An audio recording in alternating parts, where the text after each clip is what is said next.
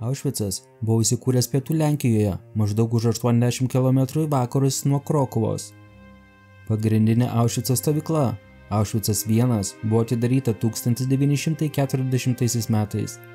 Iš pradžių jinai buvo skirta kalinti ir žudyti nacių priešininkus, įskaitant Lenkų politinius kalinius ir sovietų karo belaisvius. Vėliau čia buvo įkalinti ir kiti žmonės, laikomi nacių režimo priešais – rašytojai, čigonai, homoseksualūs asmenys ir intelektualai. 1941 metais, maždaug už 3 km nuo pagrindinės stovyklos, prasidėjo Aušvico-Birkenau statybos. Ši stovykla buvo pastatyta kaip masinio naikinimo centras, skirtas pirmiausiai kalinti ir naikinti žydus. Kiekvieną mėnesį 10 000 žydų, deportuotų iš visų nacių okupuotų šalių, buvo siunčiami į Aušvic-Birkenau, kad sutiktų savo žiaurų likimą. Žmonių deportacijos tikslas buvo kruopščiai maskuojamas, siekiant išvengti panikos ir pasipriešinimo. Deportuojamiesiems buvo sakoma, kad jie vyksta dirbti į naują vietą. Žydai iš Lenkijos, Čekijos ir kitų okupuotų teritorijų į Aušvicą būdavo gabenami gyvuliniais vagonais, be maisto ir vandens. Atvykę, jie būdavo išsekę ir sumišę, net nenutuokdami, kur atsidūrė. Nežinia buvo esminė sąlyga sklandžiam stovyklos veiklos vykdymui. Jei žmonės būtų sužinoję apie tikrąjį likimą, kiltų panika ir jie atsisakytų lipti traukinius. Ši apgaulė leido naciams efektyviai ir be didesnio pasipriešinimo vykdyti masinės žudynes. Įsivaizduokite, kad esate įkalintas didžiausioje pasaulyje mirties stovykloje ir jums pavyksta pabėgti, bet jūsų tikslas ne tik išgyventi. Jūs trokštate papasakoti pasauliui tiesą, kurią matėte savo akimis, kad sustabdytumėte dar tūkstančių nekaltų žmonių žudymą. Šiandieną įdomiose dokumentikos YouTube kanale išgirsite apie neįtikėtiną dviejų vyrų, Rudolfo Virbos ir Alfredo Wetzlerio istoriją. Jų pabėgimas pakeitė Antrojo pasaulinio karo istoriją ir atskleidė siaubingą holokausto mastą.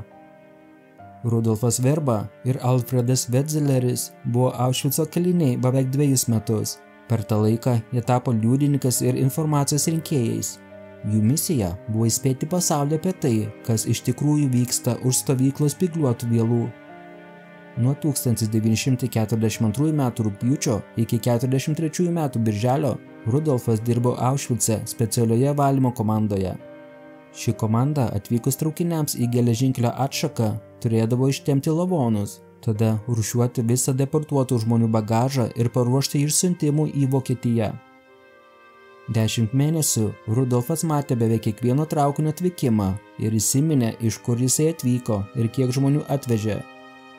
Nuo 1943 m. vidurio jisai dirbo kaip registratorius Birkenau karantino stovykloje. Šis darbas suteikė jam dar daugiau svarbios informacijos. Jis galėjo bendrauti su naujai atvykusiais, kurie buvo atrinkti darbui, o ne nužudymui dujų kamerose. Rudolfas atidžiai stebėjo atvykstančius transportus ir netgi įsiminė tatuiruočių numerių sekas suteikiamas kiekvienai grupiai. Jo biuras buvo netoli 4 krematoriumo, todėl jisai matė sunkvežimius, vežančius žmonės tiesiai į mirtį. Kaip vėliau rašė pats Rudolfas, jisai galėjo gauti informacijos iš pirmų rankų apie kiekvieną transportą. Dirbdamas registratoriumi, Rudolfas pastebėjo, kad statoma nauja geležinkelio atšaka, skirta būsimiems deportuojamiesiems.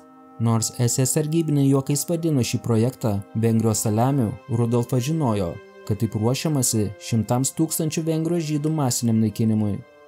Tuo pat metu kitose stovyklos dalyse Alfredas Wetzleris taip pat rinko informaciją, dirbdamas registratoriumi įvairiuose Birkenau vietose, įskaitant Lavoninę. Jis rinko faktus apie visus žudymo proceso aspektus. Kartu su Rudolfu jie sugebėjo palaikyti ryšį su specialiuoju Sonderkommando būriu.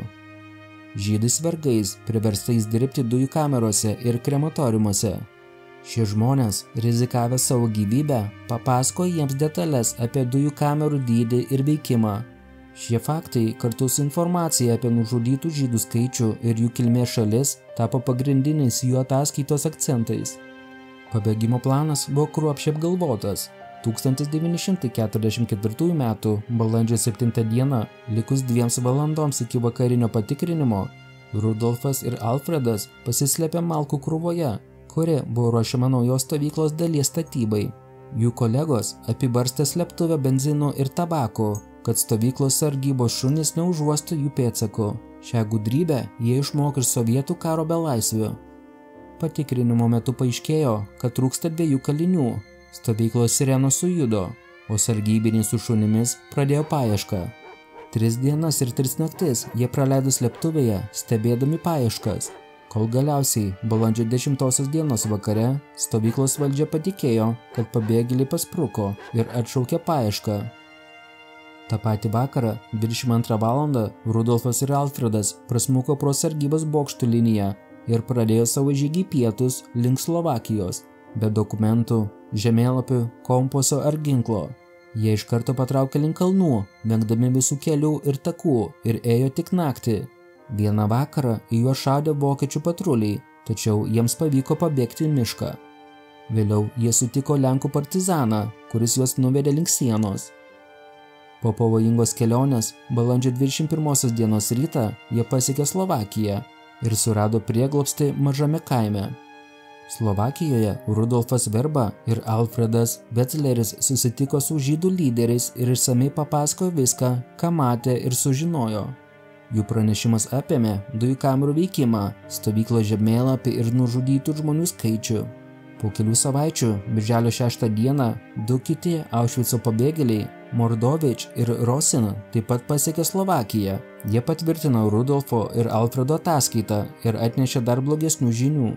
Vengrijos žydų deportacija jau prasidėjo ir 1000 žmonių yra naikinami.